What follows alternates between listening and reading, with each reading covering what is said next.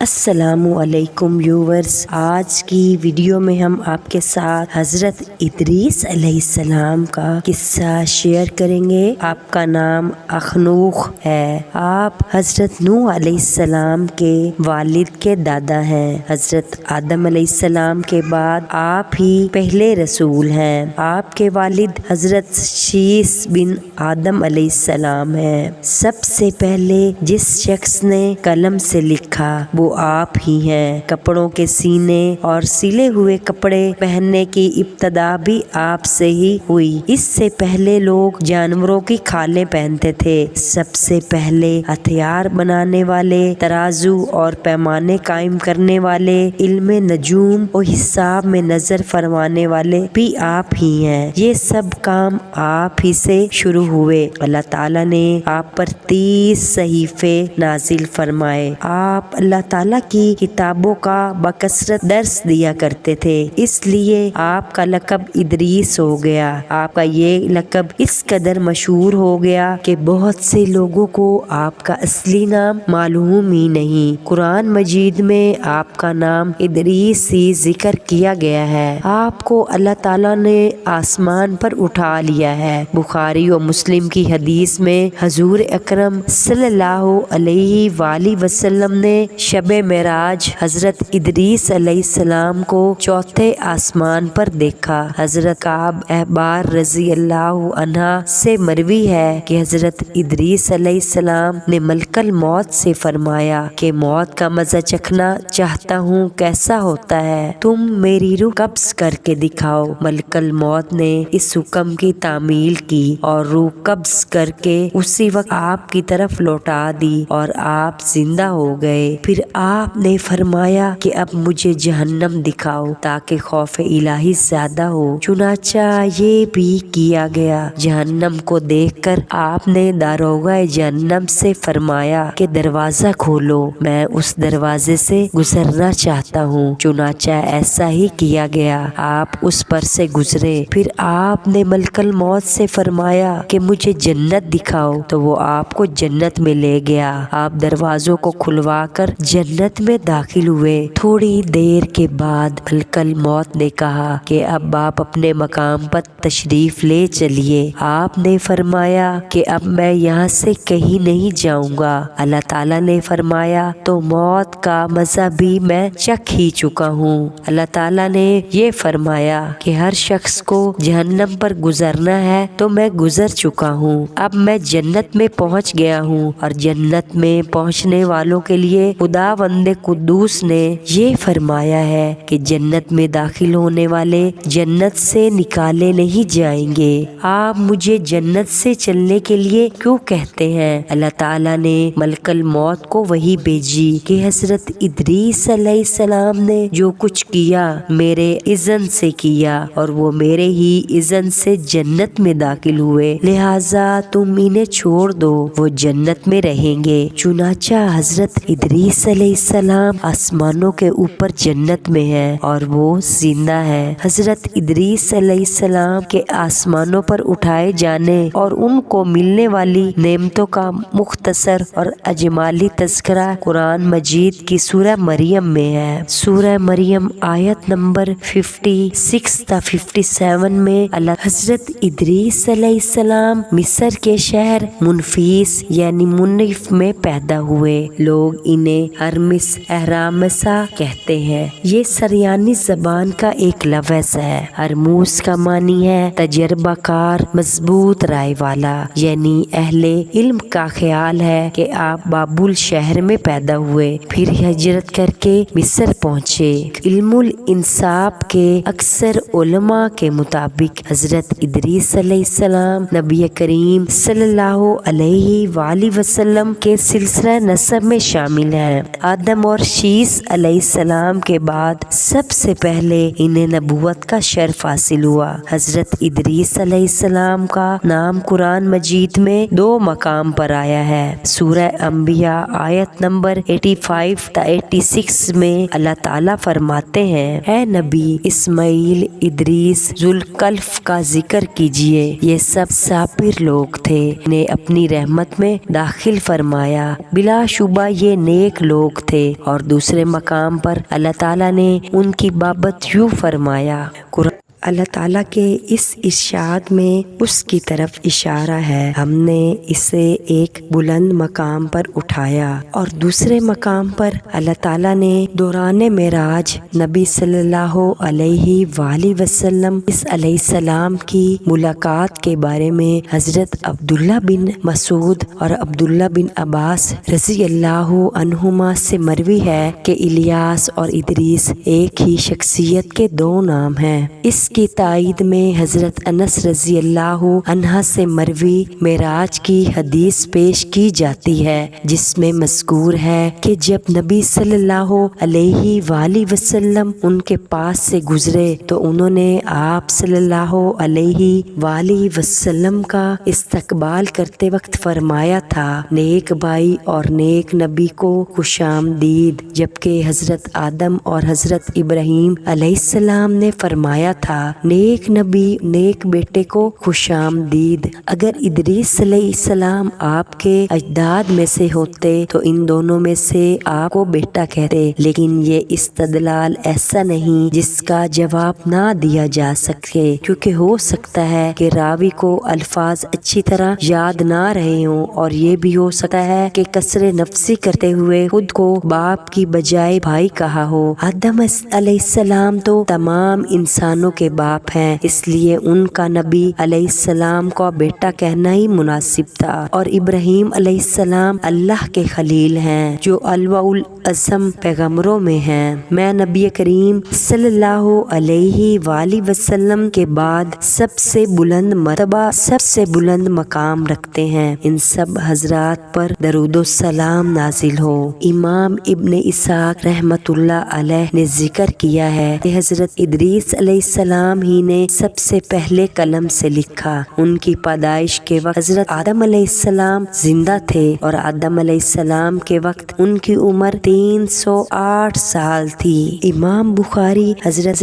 ابن مسعود اور ابن عباس سے نقل کرتے ہیں کہ حضرت الیاس ادریس علیہ السلام ہی ہیں، اور انہوں نے اس کی دلیل حضرت انس رضی اللہ عنہ سے مروی حدیث معراج پیش کی ہے۔ اس میں یہ ہے کہ نبی کریم صلی اللہ علیہ وآلہ وسلم ادریس کے پاس سے گزرے تو انہوں نے فرمایا تھا، نیک بھائی اور صالح نبی کے لیے مرحبا، اور حضرت آدم و ابراہیم علیہ السلام کی طرح یہ نہیں کہا کہ نیک بیٹے اور صالح نبی کے لیے مرحبا۔ اگر آپ کے سلسلہ نسب میں حضرت ادریس علیہ السلام آتے تو اس طرح کہتے جس طرح حضرت آدم اور ابراہیم علیہ السلام نے فرمایا، مگر مذکورہ بالا حدیث ان کے قول کی تائید نہیں کرتی، کیونکہ بعض اوقات راوی کو ٹھیک طرح یاد نہیں رہتا، اور یہ بھی ہو سکتا ہے کہ بھائی کا لفظ حضرت ادریس علیہ السلام نے تواضع اور انکساری کے طور پر کہا ہو اور اپنے آپ کو والد کے طور پر ظاہر نہ کیا ہو۔ تو آدم علیہ السلام تو ابو البشر تھے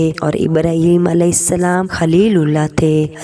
حضرت ادریس علیہ السلام کے حالات کا ذکر کریں تو اللہ تعالیٰ نے قرآن پاک میں ارشاد فرمایا، اور کتاب میں ادریس کا بھی ذکر کرو، وہ بھی نہایت سچے نبی تھے، اور ہم نے ان کو بلند مقام پر اٹھا لیا۔ اللہ تعالیٰ نے ادریس علیہ السلام کی تعریف فرمائی اور نبوت و صدیقیت کے بلند مقام کے ساتھ ان کو متصف فرمایا، اور انہی کو خنوع کہا گیا ہے۔ ماہرین انساب نے حضور نبی کریم صلی اللہ علیہ وآلہ وسلم کے سلسلہ نسب میں ان کا ذکر کیا ہے۔ حضرت آدم اور شیس علیہ السلام کے بعد سب سے پہلے ان کو نبوت سے سرفراز فرمایا گیا۔ محمد بن اسحاق کہتے ہیں کہ سب سے پہلے آپ کی ذات بابرکات قلم سے لکھنے والی ہے۔ آدم علیہ السلام کو 308 برس ان کو دیکھنے کا موقع ملا، اور ایک جماعت کا خیال ہے کہ معاویہ بن حکم السلمہ کی حدیث میں نبی علیہ السلام نے انہی کی طرف اشارہ فرمایا ہے، جبکہ رسول اکرم صلی اللہ علیہ وآلہ وسلم سے ریت پر لکھنے کا متعلق سوال ہوا۔ اس دور میں لوگ ریت پر لکھ کر کچھ حساب لگاتے اور آئندہ کی خبروں کا اندازہ لگاتے تھے تو آپ صلی اللہ علیہ وآلہ وسلم نے فرمایا کہ ایک نبی ایسا لکھا کرتے تھے جس کا خط ان کے موافق ہوا وہ ٹھیک ہے۔ بہت سے علماء تفسیر کا خیال ہے کہ سب سے پہلے اس کے بارے میں کلام کرنے والے یہی ہیں۔ وہ ان کا نام حرمی سے احرام سا رکھتے ہیں اور ان کے ذمہ بہت سی چھوٹی باتیں لگاتے ہیں، جیسے یہ لوگ علماء صالحہ اولیاء پر جھوٹ کہتے ہیں۔ اللہ تعالیٰ کا فرمان ہے اور ہم نے اس کو بلند مقام پر فائز کیا ہے، اسی طرح سے جیسے کہ صحیحین میں حدیث معراج میں ہے کہ نبی کریم صلی اللہ علیہ وآلہ وسلم ان کے پاس سے گزرے تو وہ چوتھے آسمان پہ تھے۔ حضرت ابن عباس نے حضرت کعب سے سوال کیا کہ حضرت ادریس علیہ السلام کے متعلق اللہ تعالیٰ کا کیا مفہوم ہے؟ حضرت کعب رضی اللہ عنہ نے فرمایا کہ اللہ تعالیٰ نے ادریس علیہ السلام کی طرف وحی کی کہ میں تمام اولاد آدم کے اعمال کے برابر تمہارے اعمال آسمان کی طرف بلند کرتا ہوں، شاید اس وقت کے نبی آدم مراد ہوں گے۔ ادریس علیہ السلام نے چاہا کہ ان کے اعمال میں مزید اضافہ ہو۔ ان کے پاس فرشتوں میں سے ایک دوست فرشتہ آیا، انہوں نے اس سے کہا کہ اللہ تعالیٰ نے فلاں فلاں بات میری طرف وحی کی ہے، آپ ملک الموت سے میرے متعلق بات کر لیں تاکہ میری زندگی کے متعلق معلوم ہو اور میں مزید نیکیاں کر سکوں۔ فرشتے نے انہیں پروں پر اٹھایا اور آسمان کی طرف لے کر اوپر چڑھا۔ چوتھے آسمان تک پہنچے تو وہاں موت کے فرشتے سے ملاقات ہوئی، وہ نیچے آ رہا تھا۔ فرشتے نے ملک الموت سے حضرت ادریس علیہ السلام کے متعلق بات کی۔ اس نے کہا کہ ادریس کہاں ہے؟ فرشتے نے کہا میری پشت پر ہے۔ ملک الموت نے کہا کہ تعجب ہے، مجھے اس لیے بھیجا گیا تھا کہ میں چوتھے آسمان پر ادریس کی روح قبض کروں، اور میں سوچ رہا تھا کہ میں ان کی روح چوتھے آسمان پر کیسے قبض کروں، وہ تو زمین پر ہیں۔ پھر اس نے وہاں ادریس علیہ السلام کی روح قبض کی۔ اس کے متعلق فرمان خداوندی ہے اور ہم نے ان کو مقام بلند پر اٹھا لیا۔ اس طرح ابن ابی حاتم نے اس آیت کی تفسیر میں مذکورہ حدیث بیان کی ہے، مگر اس میں یہ ہے کہ ادریس علیہ السلام نے فرشتے سے کہا کہ ملک الموت سے پوچھو میری عمر کتنی باقی ہے۔ ملک الموت اس کے پاس ہی تھا۔ اس نے پوچھا کہ ادریس کی عمر ابھی کتنی باقی ہے؟ ملک الموت نے کہا میں دیکھ کر ہی بتا سکتا ہوں۔ پھر اس نے دیکھ کر کہا کہ تو نے ایسے شخص کے متعلق پوچھا ہے کہ جس کی عمر آنکھ جھپکنے کے برابر باقی ہے۔ فرشتے نے اپنے پر کے نیچے ادریس علیہ السلام کو دیکھا اور ان کی روح قبض ہو چکی تھی، اس کو کچھ علم نہ تھا۔ یہ روایت اسرائیلیت میں سے ہے، اس کے بعض حصوں میں نکارت بھی ہے، یعنی وہ منکر ہیں۔ حضرت مجاہد رحمت اللہ علیہ نے آیت کے بارے میں کہا ہے کہ وہ آسمان کی طرف اٹھائے گئے ہیں اور فوت نہیں ہوئے۔ اب اگر اس سے مراد مجاہد یہ لیتے ہیں کہ ابھی تک فوت نہیں ہوئے تو یہ صحیح نہیں ہے۔ اگر اس سے مراد یہ ہے کہ وہ زندہ آسمان کی طرف اٹھائے گئے ہیں اور وہاں فوت ہوئے تو پھر یہ کعب ابہار کی گزشتہ روایت کے منافی اور مخالف نہیں، واللہ عالم۔ اور اوفی ابن عباس سے آیت مذکورہ بالا کے بارے میں نقل کرتے ہیں، وَرَفَعْنَهُ مَكَانًا عَلِيًّا کے بارے میں نقل کرتے ہیں کہ حضرت ادریس علیہ السلام چھٹے آسمان کی طرف اٹھائے گئے اور وہاں ہی فوت ہوئے، اور ذاک نے بھی اس طرح کہا، لیکن متفق علیہ روایت میں ہے کہ چوتھے آسمان پر ہے۔ یہی بات زیادہ صحیح ہے۔ مجاہد اور دیگر مفسرین کی یہی رائے ہے۔ حضرت حسن بصری نے فرمایا کہ ادریس علیہ السلام جنت کی طرف اٹھائے گئے ہیں۔ بعض کا قول ہے کہ وہ اپنے والدین یرید بن مہالائیل کی زندگی ہی میں آسمان کی طرف اٹھائے گئے، اور بعض مفسرین کی رائے یہ ہے کہ ادریس علیہ السلام السلام کا زمانہ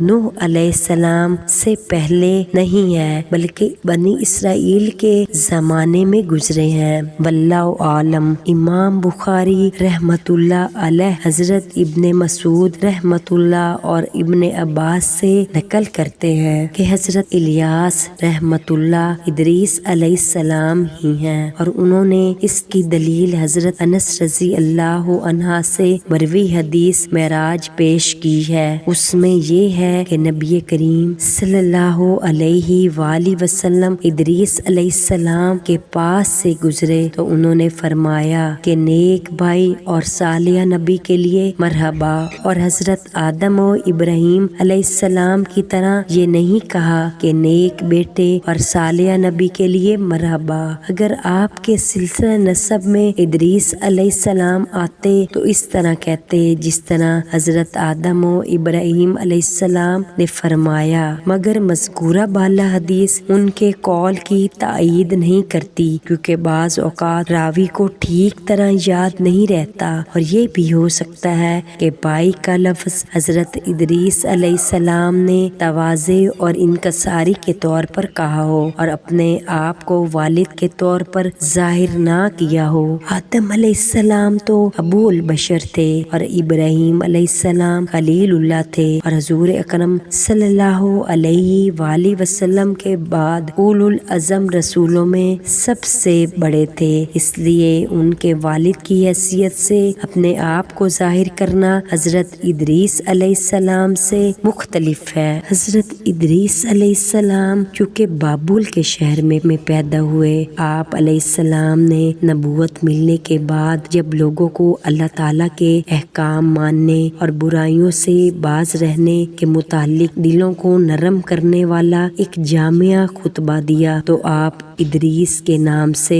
مشہور ہوئے، کیونکہ ادریس کا معنی ہے پڑھانے سکھانے والا، یعنی حضرت ادریس علیہ السلام نے اپنی قوم کو احکامات خداوندی سکھائے۔ ابن اسحاق رحمت اللہ فرماتے ہیں کہ سب سے پہلے لکھنے کے لیے قلم حضرت ادریس علیہ السلام نے استعمال کی۔ حضرت ادریس علیہ السلام کا قرآن مجید میں ذکر خیر۔ اللہ تعالیٰ نے حضرت ادریس علیہ السلام کا قرآن مجید میں 2 مقامات پر نام لے کر تذکرہ فرمایا۔ فرمان الہی ہے ترجمہ، اور اس کتاب میں ادریس علیہ السلام کا بھی ذکر کیجیے، بے شک وہ بھی بڑے ہی سچے نبی تھے اور ہم نے انہیں بلند مقام پر پہنچا دیا۔ سورہ مریم آیت 56 تا 57۔ اور اے نبی صلی اللہ علیہ وآلہ وسلم اسماعیل، ادریس اور ذوالکفل علیہ السلام کا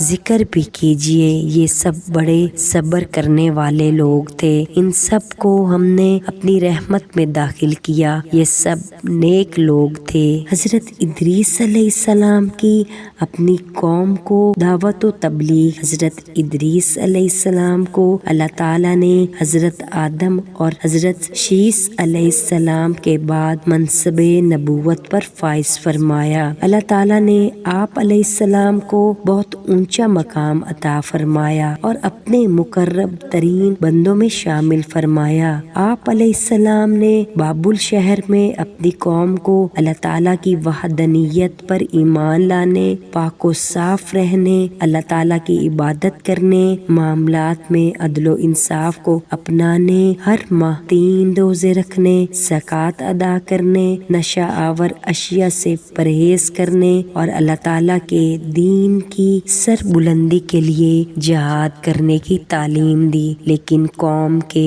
اکثر لوگوں نے ماننے سے انکار کر دیا۔ آپ علیہ السلام کے سمجھانے کے بعد جب وہ نہ مانے تو آپ علیہ السلام بابل سے ہجرت کر کے مصر چلے گئے، وہاں 72 قبیلے آباد تھے۔ اللہ تعالیٰ نے آپ علیہ السلام کو ہر قبیلے کی زبان سکھا دی۔